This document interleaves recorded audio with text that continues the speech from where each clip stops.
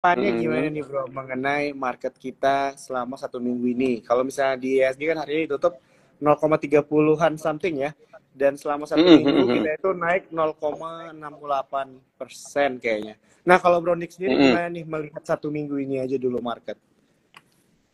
Oke. eh Sebenarnya sekarang sentimennya banyak yang positif ya. Hmm. Jadi market juga berusaha naik terus kalau gue lihat. Tapi memang kalau technical dia agak-agak kepentok resist ya. Jadi naiknya Hmm. masih sering, masih agak-agak seret gitu ya. Tapi kalau kita lihat ke global yang udah break high lagi di Amerika, kalau kita lihat S&P sama Dow, ya kita juga lagi berusaha ke situ sih, ya. Jadi marketnya walaupun teknikalnya koreksi, tapi gue lihat ya tetap aja berusaha ditarik-tarik lagi ke atas, ya. Jadi kayaknya 2 minggu terakhir ini akan jadi good news ya di IHSG. Itu Iya, bro. iya. Oke, thank you ya bro ya. Jadi memang sekarang sentimennya udah ada beberapa yang menarik ya bro ya untuk diperhatikan. Kayaknya Yup. beberapa minggu lalu kemarin sempat minim sentimen ya bro ya. Nggak bisa nggak masih dibilang banyak yang wait and see lah ya, karena mungkin ada Yup. beberapa sentimen yang belum ada kepastiannya gitu kan. Contohnya kayak The Fed dan sebagainya. Nah tapi tadi Bro Nick ada mention mengenai ada beberapa sentimen yang positif nih, menarik.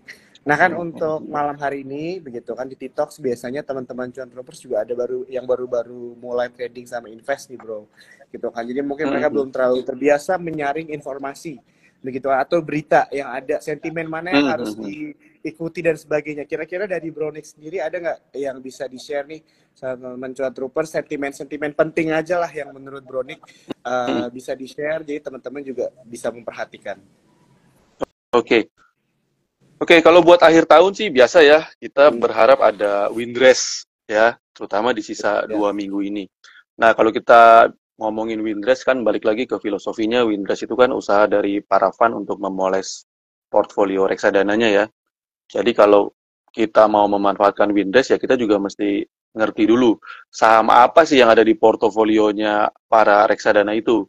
Kalau kita lihat kan ya pasti yang porsinya besar tuh LQ45 pasti ya di mereka. Jadi kalau mau memanfaatkan Windrest mungkin kita fokusin dulu di LQ45 karena Hmm. saham-saham itu yang bakal dipoles. Hmm. Kemudian yang kedua kita lihat sentimennya apa. Sekarang yang paling hot memang masalah Fed rate ya, yang kemarin juga November nggak naik, kemarin Desember juga udah nggak naik dan diprediksi tahun depan akan turun 4 kali. Hmm. Jadi sekitar turun 1 persenan itu sentimen yang paling paling hot ya. Kemudian yang kedua kalau kita lihat di market kita ya sentimen grupnya Pak PP ya yang masih kenceng aja, masih naik Ya, ya, terus. ya. Sama kalau di Indonesia ya kita mau pemilu ya bentar lagi ya Hmm, betul betul. di bulan Februari ya. Jadi sentimennya itu nah paling kita mulai ngincer-ngincer dari sentimen yang ada ya buat Hmm. apa saham-saham yang kira-kira bisa menghasilkan cuan lah ya di sisa tahun ini. Oke, kalau misalnya kita ngomongin sentimen yang pertama dulu, misalnya Fed rate ya. Hmm. Oke, kalau Fed rate apa sentimen nggak naik dan udah mulai turun nih, pasti kan ada beberapa sektor yang jadi menarik ya, yang sentimennya positif buat sektor itu. Yang pertama sektor tech, yang kedua banking, kemudian kalau gue lihat karena Fed-nya ini view-nya turun, jadi kan yield obligasi ini udah pada turun ya. Hmm. Yield-nya apa US bond udah pada turun, jadi indeks dolar turun, komoditasnya menguat. Kalau gue lihat makanya sekarang emas udah di atas 2000. Jadi saham-saham sektor komoditas mungkin bisa dilirik-lirik juga kalau memang chartnya sama money flow-nya mendukung ya. Oke, kita kalau misalnya beda satu-satu, yang pertama saya sektor tech ya. Tadi kan kita udah mau lihat LQ45 aja ya. Di LQ45 sektor tech itu kalau nggak salah ada empat emiten. Ada Goto, Arto, Buka, sama MTech ya. Kalau kita lihat Goto sama Arto itu kan udah lari duluan ya. Dan sekarang malahan lagi fasenya koreksi. Tetap bisa diperhatiin Cuma memang butuh skill buat di dua saham ini. Skillnya apa? Skillnya untuk nangkep momentum. Kalau misalnya mereka dinaikin lagi, ya kita harus bisa nangkep momentumnya. Tapi sekarang lagi koreksi, jadi nggak bisa, kalau gue bilang buy, mungkin belum tentu akan dinaikin lagi ya. Jadi kita mesti nunggu momentum, ada money flow, baru kita masuk. Nah, sisanya yang dua lagi, Buka sama MTech, itu belum jalan. Ya, belum jalan, chartnya udah mulai menarik, tapi memang inflow-nya belum ada. Jadi boleh diperhatiin ya. Siapa tahu dua saham itu itu bisa nyusul juga ya. Memang mungkin nggak setinggi Arto Goto sih, tapi chartnya lumayan ya, cukup menarik lah ya. Jadi kalau ada inflow, dua saham itu boleh dilirik. Nah, yang kedua itu sektor Big Bank ya, banking. Kalau dilihat sekarang kan bank digital udah pada terbang ya, kayak Arto, BBYB, kemarin ada BBHI, Agro, itu udah pada terbang. Nah, Big Bank ini yang belum terbang.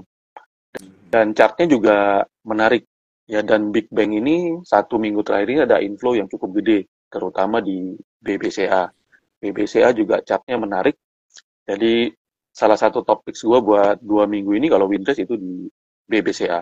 Tapi memang kita nggak bisa mengharapkan arah ya kalau di BBCA ya, nggak bisa lah kayak Arto, kayak BBYB bisa arah gitu ya. Tapi kayaknya itu walaupun sedikit tapi pasti gitu kalau gue lihat ya. Jadi kalau teman-teman itu bisa lirik BBCA karena chartnya menarik, inflow-nya udah ada, dan BBCA pasti jadi porsi paling besar hampir di setiap reksadana ya. Kemudian BMRI sama BBRI juga chartnya bagus, tapi inflow-nya nggak sebesar di BBCA. Tapi 3 bank itu rasanya sih, misalnya kalau kasih kita cuma 5% doang, mudah-mudahan dapat lah ya di 3 bank itu. Kemudian kalau gue lihat di sektor komoditas ini yang komoditasnya udah naik tuh emas ya. Jadi kalau kita cek saham-saham emiten komoditas, itu yang menarik yang punya emas chartnya. Jadi ada Antam sama MDKA itu chartnya menarik. Tapi balik lagi, dia juga belum ada inflow yang terlalu masif. Jadi dipantau-pantau aja, tapi chartnya menarik ya. Begitu ada inflow, harganya dinaikin, bisa cepet-cepet ikut di dua saham itu. Sementara kalau yang kayak nikel, copper itu ya, timah itu belum. Kalau gue lihat chartnya nggak terlalu menarik. Ya. Jadi kalau dari gue, untuk sentimen The Fed itu ya bro, jadi tech, kemudian Big Bang, sama komoditas, tapi terbatas cuma yang 2 saham itu aja, yang emas itu ya, karena Antam sama MDK juga masuk di LQ45. Ya, sebetulnya penurunan The Fed itu juga sentimen positif buat properti, tapi gue lihat properti ini laggard ya, jadi mungkin belum lah, ya mungkin baru tahun depan kalau properti. Itu yang dari sentimen The Fed ya. Yang kedua, sentimennya Pak PP nih. Nah ini, kalau ini kan saham nggak ada matinya ya, jadi mungkin Pak PP juga akan memanfaatkan momentum Winters ini mungkin buat kerek juga, karena 2 sahamnya kan ada di LQ45 juga, yang BRPT sama TPIA ya. Ya nanti Cuan sama Brand juga gue rasa nggak lama lagi juga bisa masuk ke situ. Nah cuma memang buat saham ini gue agak susah buat rekombai, terutama kalau teman-teman bukan bukan yang berpengalaman ya, karena butuh menangkap momentum juga di saham-saham ini ya.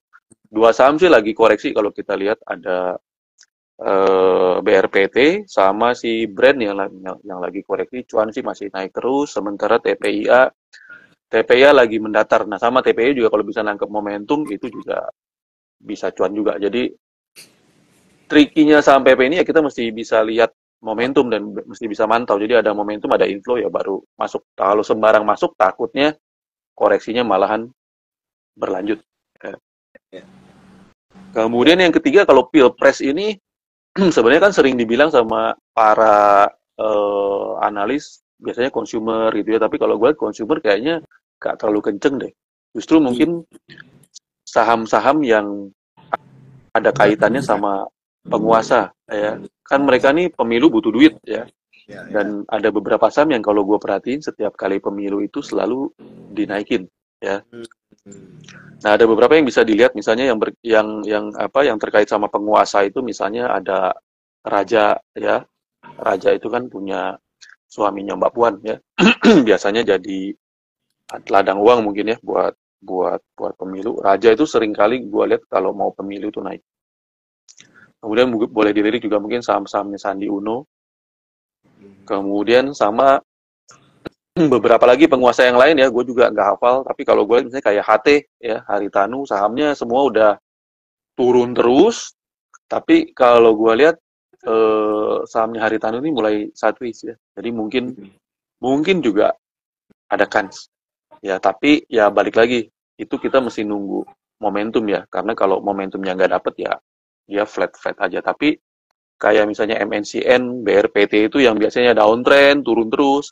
Kali ini udah mulai sideways, udah mulai ngeflat ya. Jadi mungkin aja saham-saham itu bisa naik juga. Itu bro, kira-kira dari gua. Ya, ya.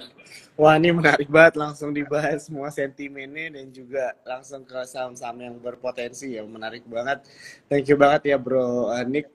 Jadi setuju banget ya, mungkin dari Big Banks itu juga eh, mungkin bisa lebih ke arah rekomendasi untuk teman-teman mungkin yang baru mulai investasi juga kali ya bro ya dan trading karena lebih jelas begitu ya secara fundamental juga begitu kan dan tadi ada beberapa juga yang istilahnya tinggal menunggu untuk naik aja begitu ya untuk terbang gitu kan karena udah ada yang duluan dan sebagainya. Tapi kalau misalnya untuk saham Pak PP gitu tadi yang seperti Bronik ini penting banget mungkin ya untuk dibilang ke teman-teman contoh apalagi yang baru mulai trading gitu-gitu kan ikut-ikutan dan sebagainya untuk hati-hati aja lah ya bro ya bisa dibilang gitu kan Yup, untuk yup, yup, mendapatkan momentum gitu kan harus benar-benar mengerti teknikal ya atau analisis yup, yang bisa yup, membantu betul. lah itu jangan sampai istilahnya mungkin kan baru mulai investasi begitu kan atau trading karena momen-momen seperti ini ya bro ya terus tiba-tiba harganya dibanting turun dan sebagainya Yup. terus kalian kapok nggak mau lagi gitu kan jangan sampai kayak gitu kan kejadiannya jadi thank you banget ya bro Nick untuk remindernya nih buat Yup, yup. teman-teman semua. Nah untuk yang sentimen dari pemilu menarik banget sih bro ya lu bilang tadi mention mengenai saham-saham penguasa gitu ya untuk retail apa tadi konsumen ya Cuman konsumen kayaknya mungkin kurang ya. udah nggak lagi begitu kan. Memang kalau dari sebelum-sebelumnya sih memang selalu sektor-sektor konsumer sih bro ya kan ya kalau kita lihat. Tapi gue ngelihatnya malah mungkin apakah nanti ada hubungannya nggak ya atau jadi sentimen positif ke sektor telekomunikasi bro. Soalnya kalau kita lihat kan sekarang di pemilu ini generasinya udah generasi milenials nih bro sama udah mulai-mulai Gen Betul, Z betul. juga nih yang udah bisa voting kan Betul, dan betul. semuanya everything serba digital bro sekarang jadi kalau gue lihat juga sekarang kayaknya para capres dan cawapres ini cara mereka menjual diri mereka juga udah beda banget dengan zaman dahulu. Kalau dulu Tidak, mungkin ya. jual baju, kasih baju-baju capres-cawapres, tapi sekarang udah everything serba digital gitu ya kalau misalnya kita lihat Digital. kan. Ya bro, Nah betul, itu betul, betul. mungkin apakah kira-kira untuk sektor telekomunikasi dari Bronick sendiri akan ada dampaknya nih di momen pemilu? Kalau lihat dari chartnya sih ada ya bro ya. Jadi Hmm. kayak Telkom itu ya juga udah mulai ada inflow, Indosat juga udah mulai ada inflow, bahkan Era yang udah turun banyak pun mulai mulai sideways ya. Itu kan ya pemilu itu pasti apa lalu lintas data tuh kan mereka koordinasi seluruh Indonesia lalu lintas data tuh pasti meningkat. Pembelian gadget juga pasti meningkat karena tim sukses itu ya nggak mungkin disuruh beli pakai gadget masing-masing bro, kayaknya Iya, semua ya disediain ya langsung beli ya semua iya, sama gitu kan. Jadi iya. mestinya sih ada peningkatan. Ya, ya, ya. Oke, jadi Ada bro. bisa dibilang momen pemilu ini profit atau potensi cuannya bisa ke berbagai sektor lah ya bro ya dibilang ya. Tadi kalau lo Bisa, sempat bisa, mention iya, salah iya, satunya iya. kan dari telekomunikasi, terus juga dari sektor-sektor pengusaha dan tentunya ini buat teman-teman cuan troopers bisa menjadi sesuatu yang diperhatikan ya. Jadi teman-teman dari aku Yup. mungkin mau mengingatkan sekali lagi ini adalah disclaimer ya teman-teman ya. Tetap kita harus melakukan research masing-masing ya. Jadi apa yang di-share sama Bronik dan saya juga malam hari ini itu hanya insight lah ya, tambahan yang istilahnya bisa membantu teman-teman dalam mengambil keputusan di berinvestasi atau trading begitu. Bro, gue mau iklan Yuk. dikit dulu nih ya. Jadi buat Boleh teman-teman bro, silakan bro. Cuan aku mau mention ini IG live-nya akan di save ya. Tadi udah ada yang ngomong nih, nitip di save ya live-nya Min. Iya, ini akan di save ya. Jadi kalian gak akan ketinggalan apa aja yang udah di-share nih sama Bro Nick Hansen ya dari awal. Jadi jangan lupa ya teman-teman yang mungkin belum follow Suka Sekuritas bisa follow. Dan malam hari ini aku mau ngasih buku investing buat 2 penonton setia malam hari ini ya. Jadi buku investing ini adalah buku yang isinya adalah cerita-cerita mengenai influencer atau expert pasar modal di Indonesia. Ya, jadi bukunya itu bisa kalian cek di IG Suka Sekuritas seperti apa.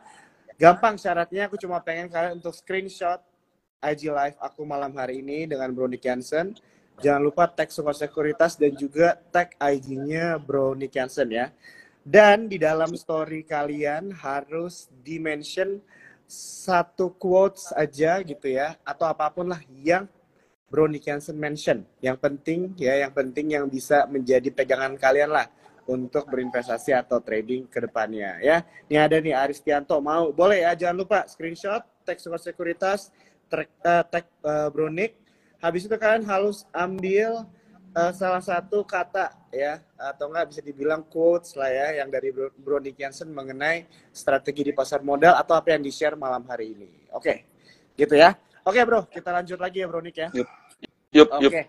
Oke, jadi dari semua yang udah lu share nih mengenai sentimen dan sebagainya, begitu ya. Tadi lu di awal juga ada sempat mention sentimennya udah positif dan sebagainya, tapi kalau secara teknikal memang masih ada koreksi, begitu kan. Nah, lu sebagai profesional trader, kira-kira momen sekarang itu momen wait and see atau ada opportunity nih yang masih bisa dilihat atau dilirik sama teman-teman Cuan Troopers malam hari ini? Oke. Kalau mau pasti, ya terutama buat teman-teman yang cenderung lebih invest, yang baru di pasar modal, ya itu aja lah, beli BBCA aja lah. Gua rasa sih akhir tahun udah bisa cuan, mungkin syukur-syukur bisa 5% ya, mudah-mudahan. Tapi kalau yang udah berpengalaman, ya mungkin menangkap momentum dari saham-saham yang tadi, yang udah kita bahas, itu bisa memberikan return yang lebih tinggi. Ya, tapi itu memang harus yang udah berpengalaman. Indeks sendiri kalau gua lihat kan memang kemarin sempat turun, tapi 2 hari terakhir ini berusaha dikerek, tapi ya juga nggak berhasil naik secara signifikan ya. Jadi ini memang ada dua arah. Kalau dari technical kayaknya kok mau koreksi, punya potensi koreksi, tapi kalau kita lihat sentimennya dan kita lihat market di luar yang terus menguat, ya ada kemungkinan ini juga tetap akan dipaksa aja, udah dipaksa naik gitu ya. Jadi memang ada dua point of view.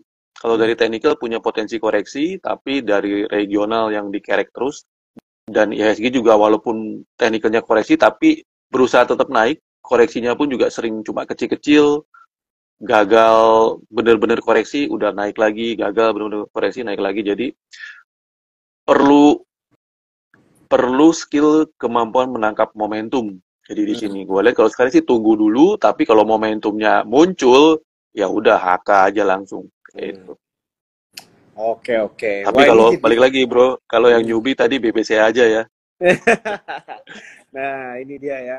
Ini jadi sesuatu yang pengen dibahas nih bro gue. Soalnya gue juga kenal Bro Nick Hansen ini, taunya adalah seorang trader ya bro ya kan. Dan Bro Nick ini udah pernah beberapa kali terabar ya bro ya di kantor sekuritas, begitu kan, udah lihat langsung juga. Nah tadi Bro Nick Hansen ada mention mengenai untuk orang yang lebih mengerti begitu kan. Istilahnya mungkin kita baru bisa masuk ke saham-saham tertentu begitu ya. Ya kan kita memerlukan istilahnya edukasi lah ya, atau pengetahuan lebih begitu. Nah, sebagai trader yang sudah punya pengalaman bro di dunia pasar modal, kira-kira ada nggak hal-hal yang lu bisa share nih sama temen-temen Cuan Troopers yang baru mulai trading nih bro? Mungkin gara-gara euforianya Pak Prajogo Pangestu ini mereka kayak wah gue mau cuan nih di sini. Nah, tapi biasanya yang baru Hmm. mulai-mulai ini kan rentan melakukan kesalahan nih bro kan. Hmm. Jadi kira-kira ada nggak yang bisa lu share? Kira-kira kesalahan-kesalahan apa yang biasanya dialami oleh trader-trader pemula dan bagaimana mengurangi ya? Gue nggak bisa bilang kita mengeliminasi semua kesalahan, tapi at least Hmm. mengurangi kesalahan-kesalahan trading di saat-saat awal nih bro. Boleh di-share? Iya. Hmm. Kalau dari pengalaman gua pribadi, kesalahan trading di awal tuh memang sesuatu yang nggak terhindarkan sih, bro. Mhm. Jadi memang sebelum kita bisa itu pasti apa? Kita jatuh dulu. Hmm. Belajar trading itu kayak belajar naik sepeda, bro. Hmm. Jadi kita nggak bisa diajarin di dalam kelas gitu, atau kita dengerin YouTube, atau Hmm. kita ikut apa dengerin orang ngomong terus kita bisa naik sepeda gitu.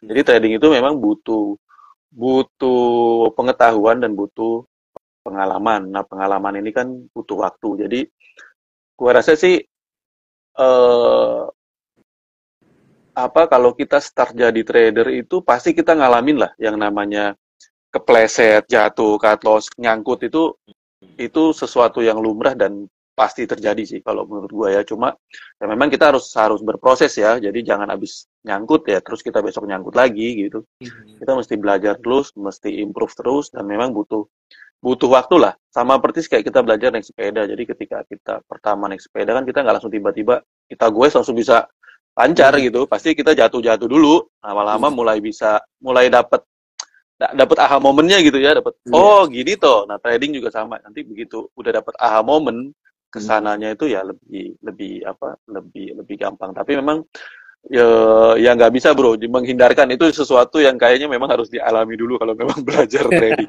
Karena setiap orang kayaknya mengalami masa-masa itu ya. Jadi ketika Iya. cuan gitu kita jadi percaya diri, ngerasa bisa, akhirnya kejebak, baru sadar nggak bisa. Rasanya sih itu dialami oleh semua orang lah. Bahkan trader-trader sama investor yang jago-jago saat ini sekalipun pasti juga ngalamin masa-masa itu sih.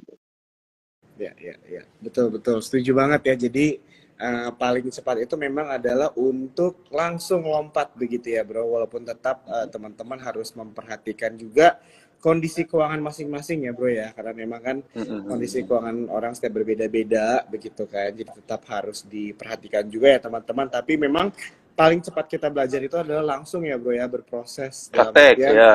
langsung praktek, betul banget ya. Jadi ini sering banget sih bro gue bilang ya. Jadi sebenarnya kita tuh kalau di pasar modal itu, kalau aku lah ya, at least tujuannya itu bukan untuk mendapatkan cuan sebanyak mungkin, tapi lebih ke arah Hmm, survive for a very long time gitu kan. Jadi betul, kadang-kadang aku betul. juga suka ngikutin apa ya, influencer atau profesional pasar modal itu orang-orang yang udah lama gitu ya bro ya. Bro Nick juga pasti ngerti gitu kan, karena orang yang lama di pasar modal ini emang udah berarti memang benar-benar dia ini bagus gitu. Adalah strateginya gitu kan, yang bisa dia itu bertahan lama begitu kan. Jadi Iya, bukan iya. hanya yang sekedar sharing profit dan sebagainya gitu kan, tapi tiba-tiba habis itu nggak ada lagi, hilang gitu kan. Iya, Nah kayak iya, gitu iya, ya. betul, betul. Jadi Betul, betul, betul. gue setuju banget ya sama Bro Nick nih. Jadi memang teman-teman kita harus mulai praktek begitu ya teman-teman ya, dan tentunya belajar juga begitu kan. Mau belajar dan berproses ya, contohnya seperti malam hari ini lah ya, kita ngobrol tipis-tipis gitu ya sama Bro Nick,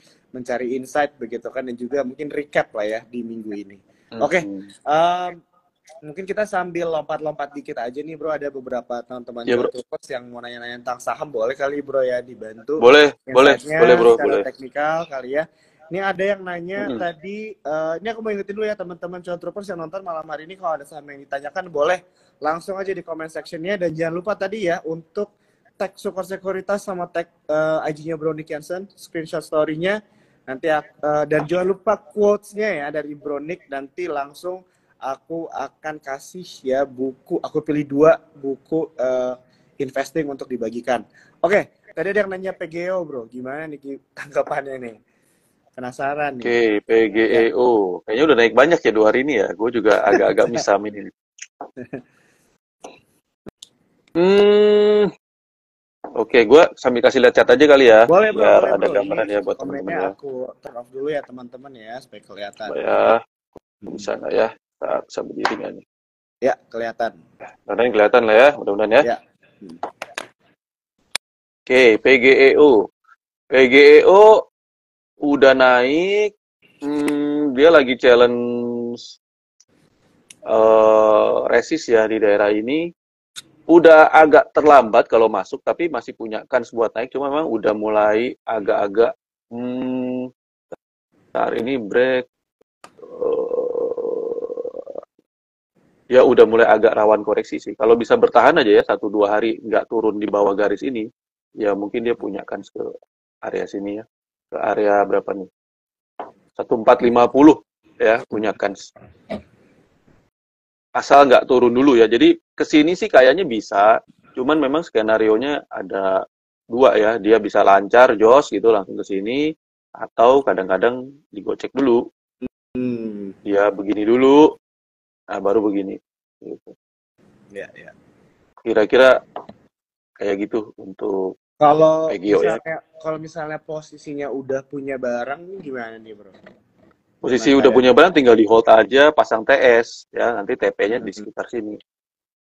Di sekitar 1450. Tapi kalau belum punya, belinya mungkin harus 2 kali ya. Jadi beli dulu di sini. Jadi kalau misalnya dikasih skenario yang ini, kita bisa beli lagi di bawahnya sini. Baru baru kita hold ya. Kalau beli semua di sini, takutnya dibawa turun dulu, jadi minus dulu gitu. Kalau Hmm. posisi kayak gini, gue biasanya beli di sini separuh, kalau dikasih turun, gue beli separuh lagi. Ya, ya. Jadi nyicil lah ya, Bro ya, untuk strategi yang ini. Cicil-cicil aja ya. Oke, oke, oke. Sip. Oke. Kita lanjut lagi ya, Bro ya. Yup, silakan bro. Oke, tadi yang nanya PGO udah dijawab ya. Ini ada yang nanya nih, Mm-mm. tanya kok Nick untuk sektor komoditas emas, apakah Mm-mm. AMMN masuk ke watchlist juga nih? Kita lihat ya AMMN. AMMN lagi kurang bagus ya. Setelah kemarin ada buangan di MSCI itu Hmm. kurang bagus. Ya, dia ada target koreksi kalau gue lihat sih ke 5.000 ya. Jadi agak jauh. Saat ini kurang bagus. Justru kalau mau emas itu yang agak cakep, tapi ini belum ada inflow ya. Dan ini udah lama turun nih justru Antam ya. Antam itu dia udah dari mulai turun ya. Dia udah turun lama. Cuma sekarang udah mulai sideways, ada potensi jadi double bottom gitu. Kalau dia berhasil ya dia akan ke neckline-nya lah at least di sini ya. Hmm. Mudah-mudahan ini terjadinya di Desember ya, sekalian windrest karena Antam juga banyak dipunyai sama Van ya.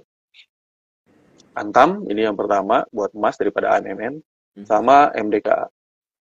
Hmm. Ya, MDKA juga MDKA aduh kok hari ini ya MDKA perlu bisa nangkep momentum ya. Jadi belinya jangan langsung kalau MDKA. Hmm, Kalau mau beli, mungkin konfirmasinya kalau bisa ngelewatin titik ini ya. Nanti dicek sendiri ya titiknya berapa nih. 24, 20-an kayaknya. Kalau bisa ngelewatin itu punya kans ya. Sama Antam. AMMN jelek. Oke, oke, oke. Chartnya jelek ya. Ya, ya. Oke, udah dijawab ya yang nanya nih AMMN. Thank you banget Bro Nick udah dijawab. Kita lanjut Yuk, lagi. Ada yang nanya ADMR nih Bro. ADMR.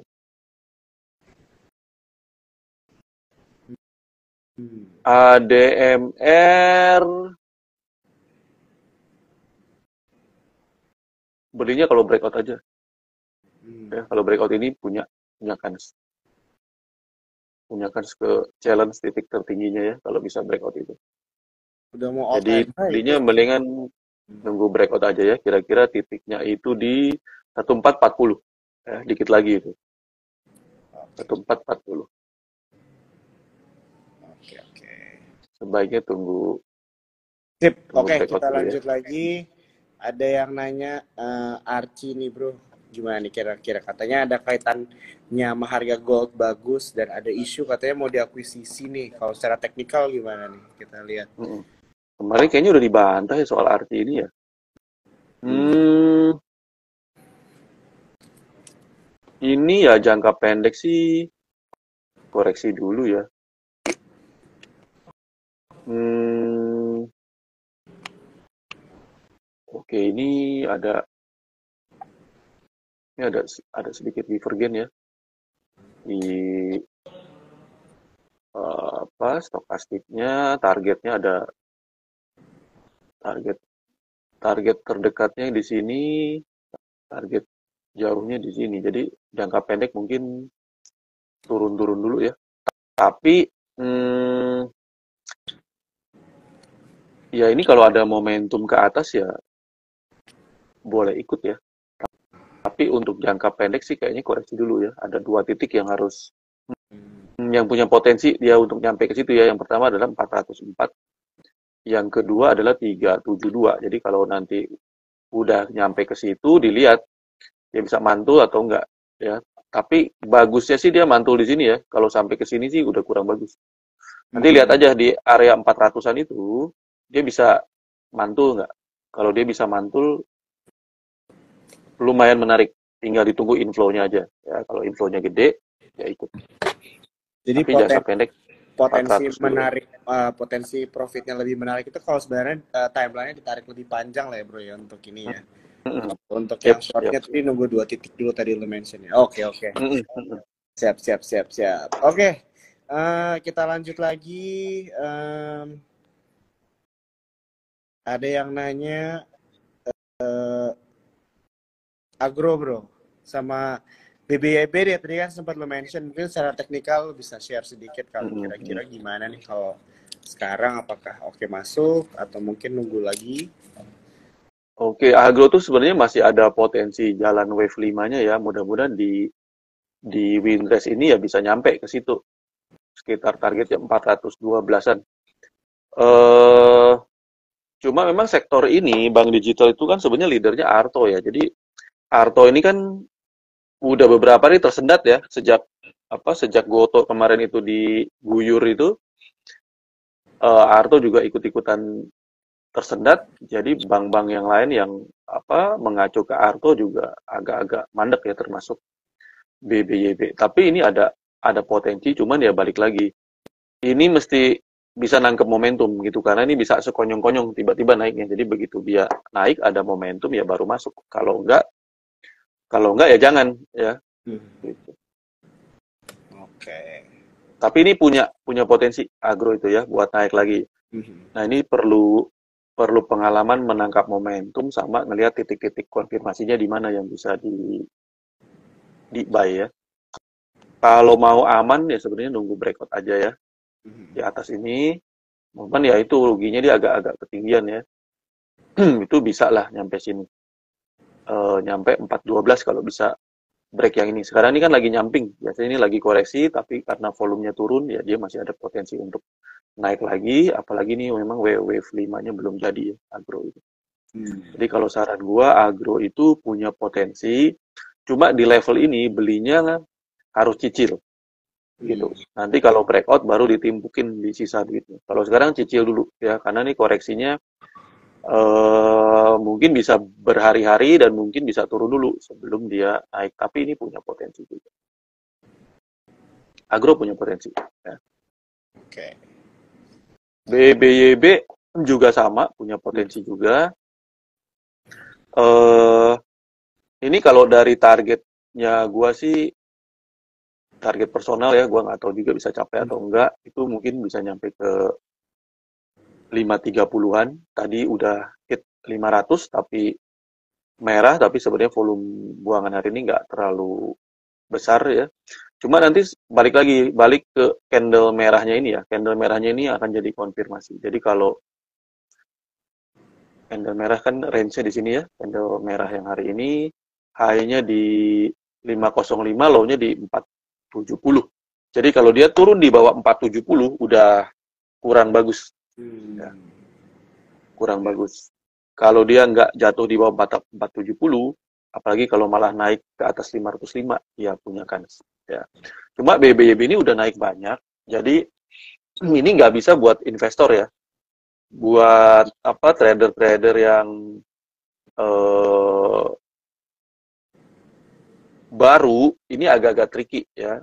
Ini mungkin buat yang berpengalaman aja, karena ini mungkin ketika nyampe sebetulnya dari target wave-nya sih udah kelar nyampe-nya, karena dia juga naiknya udah cukup signifikan ya. Dari bulan Oktober itu di 200, sekarang udah 476, sebetulnya udah lebih dari 100%. Jadi udah rawan koreksi. Itu masih bisa naik sedikit lagi, masih ada kan.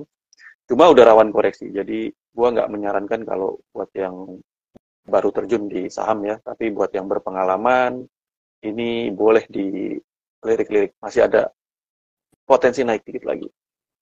Oke, sip. Thank you, Bro Nick. Kita lanjut lagi. Ada yang nanya nih mengenai view-nya. Minta buka dan sido gimana nih kok, Nick? Thank you. Oke. Buka tadi kita udah bahas ya, jadi buka Ya, ini adalah udah. saham tech yang ada di LQ45 ya, jadi mungkin aja bisa dikerek juga ya. Kalau kita lihat buka ini kan sebenarnya udah turun terus ya lama, cuma selama 2 bulan terakhir ini udah jalannya sideways ya, jalannya sideways ya. Kalau kita lihat ini udah potensi ya, jadi gue belum bilang ini double bottom, tapi ini punya potensi double bottom dan kira-kira target pertamanya mungkin bisa ke area sini dulu lah ya, di bagian ekor-ekor ini. Nggak terlalu besar, tapi kalau bisa jebol ini, saya nanti ada inflow ya, tiba-tiba jebol itu, baru nih nanti bisa naiknya agak signifikan. Tapi at least dari sini, dari berapa nih, 206 ke 218 aja sih bisa ya. Tapi itu kan nggak terlalu signifikan ya secara profit. Tapi kalau buat scalper, atau mau, ini berapa sih, 208, ya mungkin 5%-an ya, ya boleh. Nyampe sih kayaknya kalau cuma 218 aja mah, cuma naik di atas itu kita mesti perhatiin dulu ya. Kalau bisa breakout, ada inflow, volumenya gede, punya potensi naik lagi. Tapi kalau sekarang at least ke 220 mungkin nyampe. Buka tadi Sido ya. Ya, sido.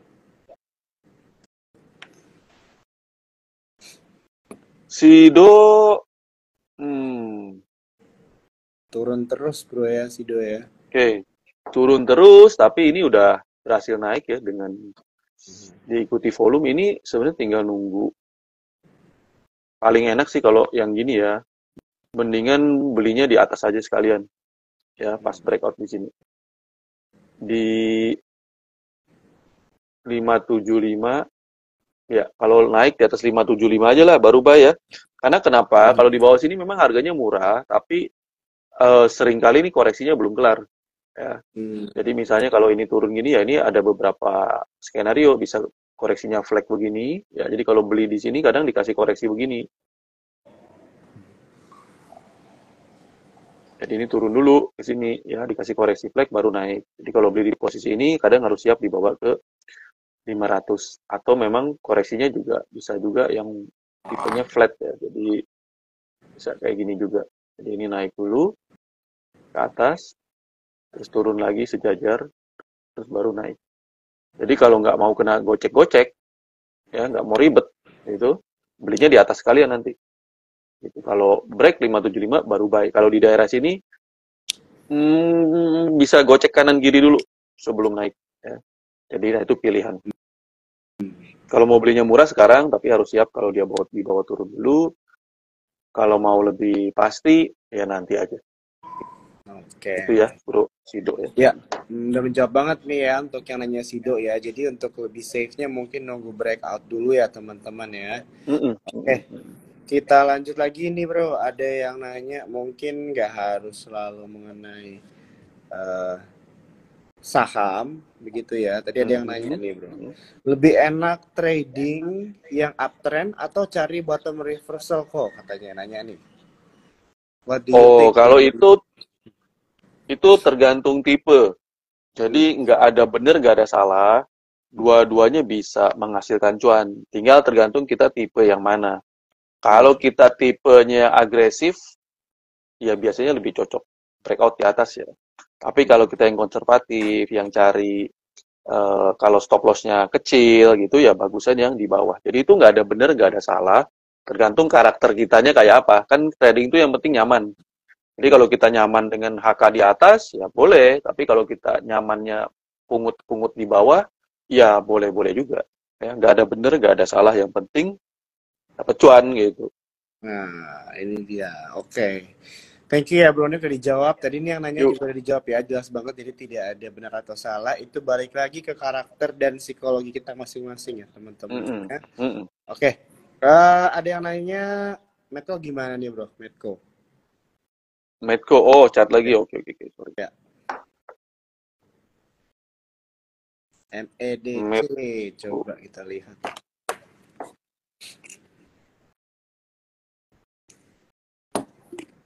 Medco ini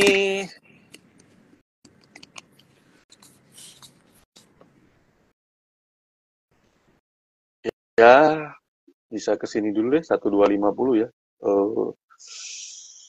Medco itu kesini dulu 12 berapa nih? Ya di atas 1200-an ya. 12 sampai 1250. Tinggal nanti dilihat kalau memang dia mau naik, biasanya sih kalau yang model gini akan bikinnya IHNS. Jadi bikin right shoulder habis itu baru naik. Tapi jangka pendek ya ke situ dulu, ke neckline-nya dulu. Ya. Kalau mau naik biasanya gitu, naik ke neckline, bikin right shoulder baru naik lagi.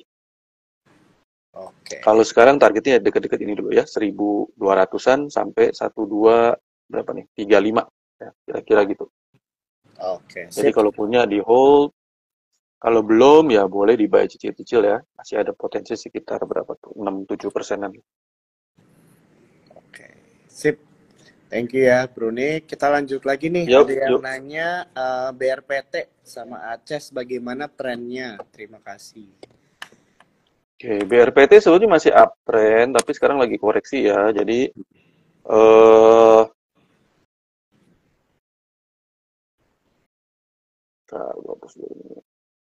oke, sekarang dia lagi kemarin retest ini ya. Hari ini dia retest pivotnya di 150-an. Jadi kalau candle-nya juga ini sebenarnya candle pembalikan arah ya, namanya candle spinning, cuma dia butuh konfirmasi. Kalau besok, Senin bisa naik di atas 1670 ya punya kans buat naik lagi, buat rebound. Nah ini yang tadi gua mention, kali ini harus punya skill untuk bisa nangkep momentum. Jadi ketika naik di atas 670 dan momentumnya ada, ya itu harus ditangkap. Ya, tapi masalahnya ini belum tentu gitu. Jadi ini harus nunggu ya. Tapi punya kans. Punya kans untuk BRPT ini. Tadi satu lagi apa ya, Bro? BRPT dan Aces. Oh, Aces ya. Jadi BRPT dipantau kalau ada inflow di HK-HK orang, yaitu cukup menarik buat di HK. Oke, Aces itu waduh. Ini kalau teman-teman yang udah pernah belajar technical, ini ada divergen yang panjang ya. Jadi ini sebenarnya bahasanya itu diagonal ya. Kalau teman-teman udah pernah belajar LTS tahu ya, ini ada diagonal. Targetnya itu di sini. Nah, cuman dalam perjalanan ke situ dia nggak mesti langsung ya. Kalau modelnya kayak gini view gue gini. Jadi ini akan ada rebound, baru nanti begini. Jadi di jangka pendek bisa ada rebound. Tapi kalau teman-teman belum punya, gue nggak menyarankan untuk trading di posisi kayak gini ya, karena ini sulit biasanya ya. Lebih banyak yang rugi daripada yang untung di posisi ini. Posisinya posisi downtrend sebenarnya nggak gitu enak ya. Tapi kalau misalnya udah punya dan nyangkut, nanti kalau rebound ya dimanfaatin buat exit. Ya, jadi view-nya dari gue gerakannya akan seperti ini. Ada rebound dikit tapi nanti turun lagi. Jadi mungkin juga nggak harus terpaku dengan saham ini juga kali Bro ya, banyak saham-saham lain juga. Betul. Ini yang nanya sih feeling gue nyangkut biasanya, karena udah turun banyak itu pasti beli di atas. Nah itu kalau misalnya nyangkut gitu, insight lu atau advice lu apa nih Bro? Oke, gini, gue nggak tahu yang nyangkut di harga berapa ya. Jadi betul. Ini kan akan ada rebound. Prediksi gue akan ada rebound. Nah, tinggal dilihat aja reboundnya ini nyampe apa enggak ke level BEP. Kalau misalnya nyampe, ya jual aja BEP dulu. Misalnya kalau kayak gini ya mungkin yang aman-aman ntar ya.